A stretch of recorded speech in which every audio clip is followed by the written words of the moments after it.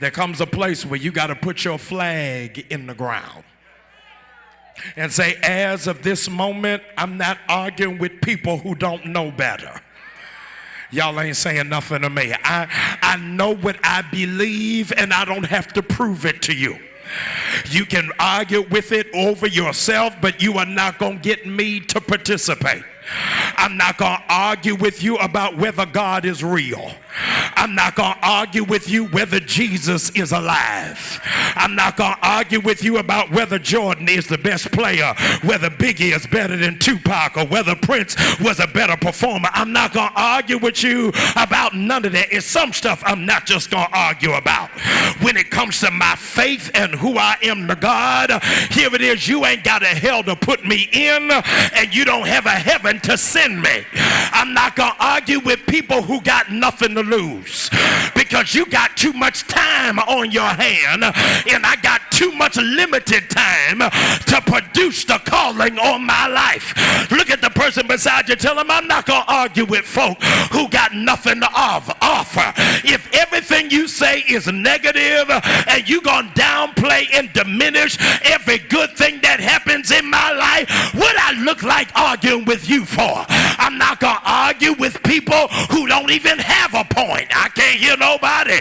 If there's nothing you trying to get out of your life, how do I expend the energy arguing with you? Can I go a step further? 50 of y'all ought to shout. I'm not going to argue with people I'm not invested in. If in fact you don't matter in my life, y'all ain't saying nothing, then I got no reason to expend the energy on somebody who ain't going to be with me by Easter.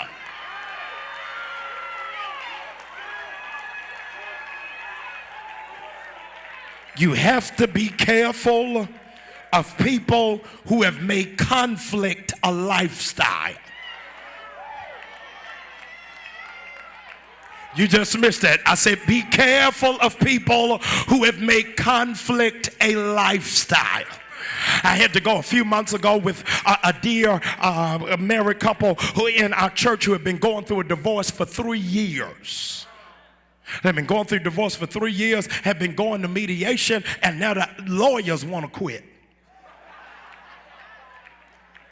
So the lawyers collectively asked me to come in, help them mediate for closure. They said every time they're getting close to the divorce, somebody else in the family got a testimony about what they saw the other person doing. Y'all ain't saying nothing to me on where they had dropped the ball. And I said to them, your families don't want the divorce. And your families don't want the divorce not because they don't want to see you together, but they have built their life on seeing you apart. And if you ever get closure, they'll have nothing else to emotionally invest in. Y'all are missing this. See, you got too many family members who feed off of your level of dysfunction, and they are afraid that if you ever get healthy, you won't need them.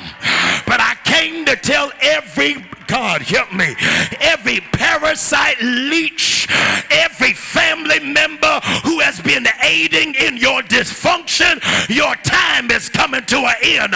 Because I don't care if you were raised with me, got my last name, or you put food on my table, I am not going to expend another energy in my life arguing with folk who think that they got possessive rights to my intellectual wholeness and to my emotional happiness. I don't care if you my mama, if you my son, if you my husband. I shouldn't have to fight to be happy. I should have to fight to be free.